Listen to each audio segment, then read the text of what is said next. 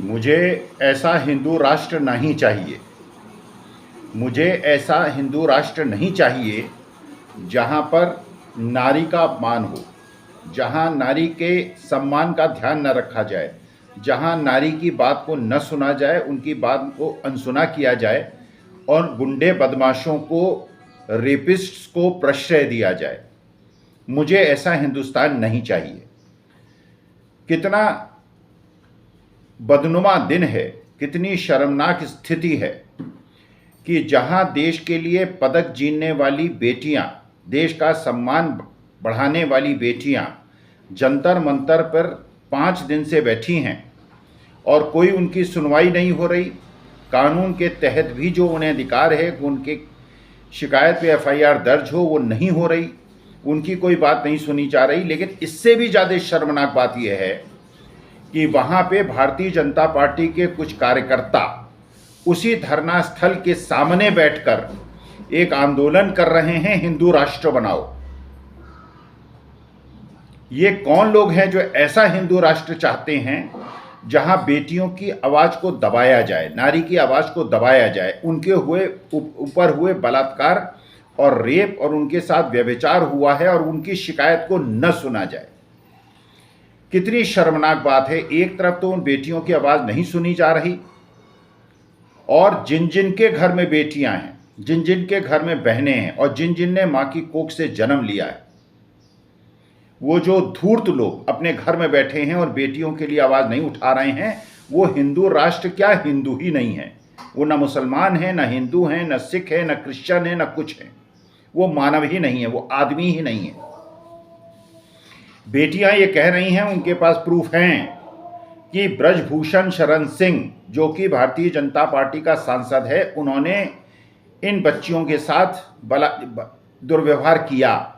उसमें एक बच्ची ऐसी है जो नाबालिग है और नाबालिग बच्ची के साथ इस प्रकार का शारीरिक शोषण पॉस्को कानून के तहत आता है, जिस कानून में यह प्रावधान है कि अगर बेटी शिकायत करेगी तो पुलिस तुरंत एफआईआर लिखेगी और जो दोषी है वो सिद्ध करेगा कि वो दोषी नहीं है।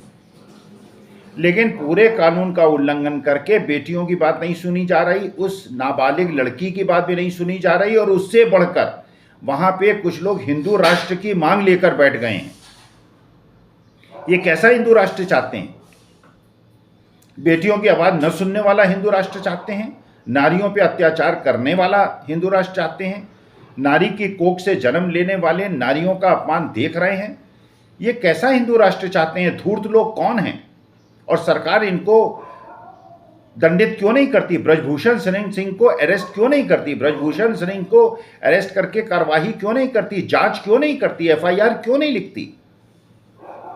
किस प्रकार के संविधान की अवहेलना हो रही है? बाबा भीमराव अंबेडकर ने जो संविधान बनाया था उसका अपमान हो रहा है। ऐसे देश का निर्माण कर रहे हैं जहां बेटियों की आवाज नहीं सुनी जाएंगी, जहां फ्रॉडस्टर जो हैं वो खुलेआम घूमेंगे, Z+ सिक्योरिटी लेकर घूमेंगे, वो विदेश का भ्रमण करेंगे और फ्रॉड करके पैसा लेके भाग जाएंगे। ये कैसे हिंदू राष्ट्र की कल्पनाएं? और ये इतनी शर्म आनी चाहिए इन लोगों को कि बेटियों की बात सुनने के बजाय, उनके साथ जाकर बैठने के बजाय, उनके सामने धरना स्थल पर अपना धरना स्थल इन्होंने बना लिया है जहां पे ये हिंदू राष्ट्र की बात कर रहे हैं। ये धूर्त कौन हैं? ये कौन लोग हैं? ये विदेशी हैं, ये विदेशी तत्व हैं। और माननीय अमित शाह जी से, माननीय गृह मंत्री जी से मेरा निवेदन है कि इन लोगों को डंडे मारें, इनको पीटें। ये बेटियों के समर्थन में नहीं खड़े हैं। और अमित शाह जी और बाकी जितने वरिष्ठ नेता हैं जिनके घर में बेटियां और बहनें हैं, वो अगर नारी सम्मान जानते हैं तो जाकर इन बेटियों के साथ बैठें और उनके साथ उनकी इंक्वायरी कराएं, उनकी शिकायतों को सुने। जैसे आपने किसानों की शिकायत नहीं सुनी, जैसे आपने जो अग्निवीर की योजना चलाई और बच्चों की शिकायतें नहीं सुनी, वैसे ही इन वीर बेटियों की, इन जोशीली और इन तपस्विनी बेटियों की आवाज़ आप नहीं सुन रहे हैं। आप बहरे हो गए हैं, आप धूर्त हैं।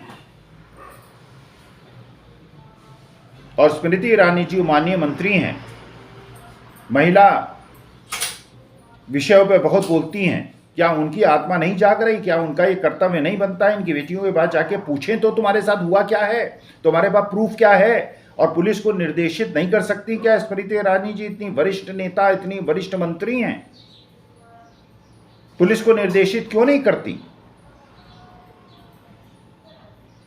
कोई प्रूफ की आवश्यकता नहीं है। जब बेटी शिकायत कर रही है तो कोई बेटी, हिंदुस्तान की बेटी जो भारतीय नारी है, कम से कम झूठी शिकायत नहीं कर सकती, और चारित्रिक जो दुर्व्यवहार है उसके बारे में झूठी शिकायत की कल्पना ही नहीं की जा सकती। ये भारतीय नारी है, ये भारतीय बेटी है, ये भारत समाज की बेटी है। हमारे यहाँ बेटियां इस प्रकार के दोषारोपण नहीं करती, क्योंकि उनका भविष्य का जीवन भी उससे जोखिम में भर जाता है।